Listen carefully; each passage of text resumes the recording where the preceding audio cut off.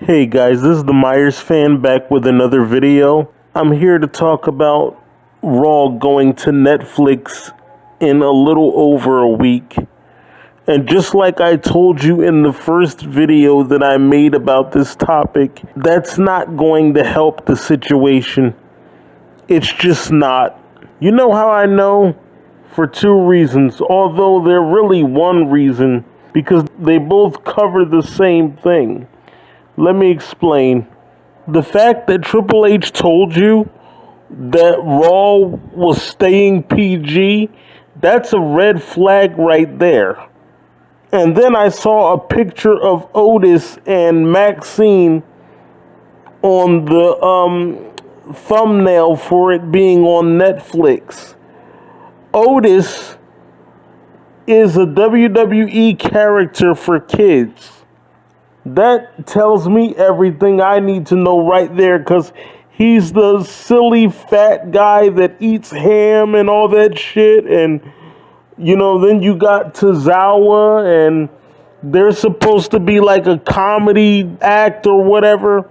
That tells me all I need to know right there. The fact that you've got Otis on the cover of Raw and you've got Triple H saying that it's going to stay PG. So then what's the point of hyping everybody up? What's the point of this? And then Triple H actually has the nerve to say that it's going to be better than the Attitude Era? And then you've got some fans out there like, oh my God, he said it's going to be better than the Attitude Era. Why wouldn't he say that? What the fuck did you expect him to say? It's going to be terrible? It's going to be a piece of shit? No, he has to sell you on it. So of course he's going to tell you it's going to be better than the Attitude Era.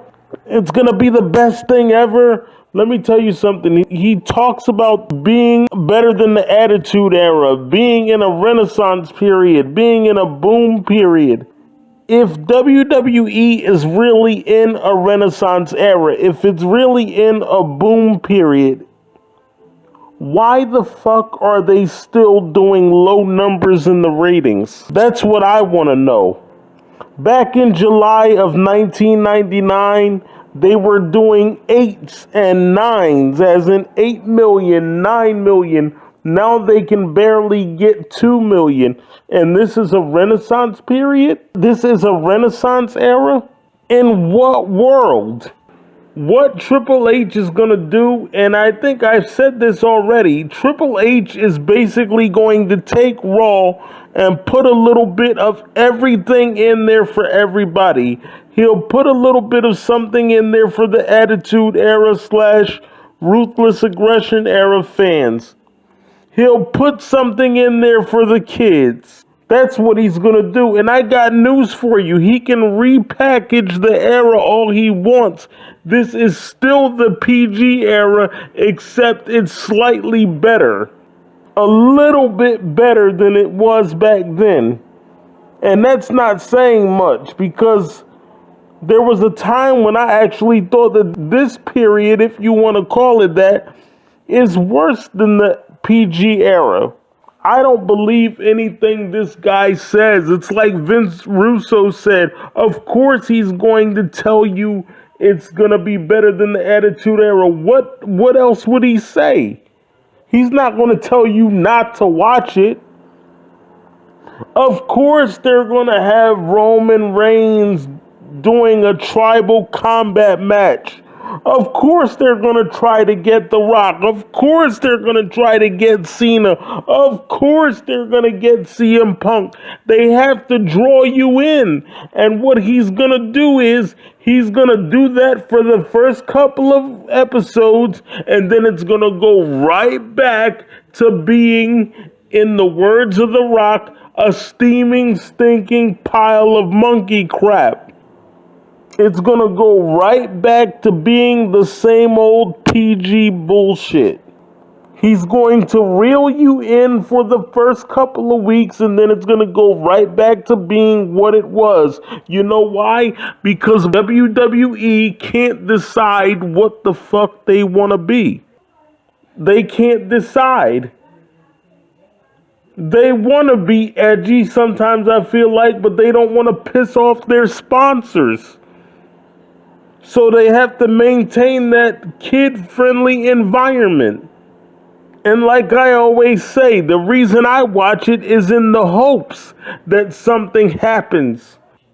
I know it's going to be a piece of shit, but a guy can hope, can't he? It's really the same thing with the Halloween franchise. I know that more than likely when the next movie comes out or when the TV series comes out or whatever iteration of Halloween or Michael Myers that they're going to do, that more than likely it's going to be a steaming, stinking pile of shit. But there's a little part of me that hopes that maybe it won't be. Maybe they'll get it right this time. So that's why I watch these movies. It's the same thing with WWE. Just as Halloween hasn't been good since Resurrection, WWE hasn't been good since the early 2000s. 2001 to be exact. Because in 2002 it started dying. Especially the summer of 2002. I was like, okay, this is boring. No Rock, no Austin. Cena wasn't a star yet. So they really had nobody. But I'm getting off topic. The point is, I really don't have a lot of hope for Raw. Is there a part of me that can't wait to see it? Sure, because I want to see if they're going to push the boundaries at least a little bit. I don't want to see Otis eating ham and saying, "Oh yeah," like I don't want to see that. I don't want to see him doing the worm. I don't want to see Tozawa yelling, "Ha ha ha," or whatever that thing is he used to do. I don't even know if he still does that. I want to see WWE Raw. I want swearing. I want blood. I want edgy storytelling. Am I going to get that? Probably not. But like I said, a guy can hope, can't he? Triple H is going to reel you guys in for the first couple of episodes, and then he's going to go right back to the same old PG bullshit. That's the way it's going to be. And you know what? WWE likes to brag about how much money they're making. Well, I got news for WWE. Just because you're making a lot of money, it doesn't mean your product is doing well. It just means a lot of people are buying into it. It's just like Halloween. When Halloween 2018 came out, I think it made like $200 million. Just because it made that much money doesn't mean it was good. It just means people bought $200 million worth of tickets. That's all that it means. So I really have no hope for Raw. There's a part of me that's hoping that we're going to get edgy content. I highly doubt it, but you never know. I like Roman Reigns a little bit better, I'll say that. I will admit the tribal chief gimmick is the best thing he's done since he's been here. Because that big dog thing wasn't working. That was corny as hell. But in a way, I can't blame Roman because he wasn't in control of it. Vince was. So I'll give him that. I like Drew McIntyre a little bit. I like the fact that he's basically a heel with a chip on his shoulder. I'll say that. I do like that. I'm not too crazy about the final boss thing with The Rock. I think that's stupid. I really do. I'm tired of The Rock turning heel. But that's a separate video for another day. The bottom line is, I'm going to tune in, obviously. Well, you know, God willing. But I really don't have much hope for Raw. I think maybe the first couple of episodes will be good. And then Triple H will go right back to the bullshit. We're not in a Renaissance era. We're not in a boom era. We're not in a boom period. This is still the PG era, and it will always be the PG era because they're too scared to piss off their sponsors. Let's keep this shit real. We're gonna keep it real. They're scared to piss people off. Anyway, I just thought I would give my thoughts on WWE coming to Netflix.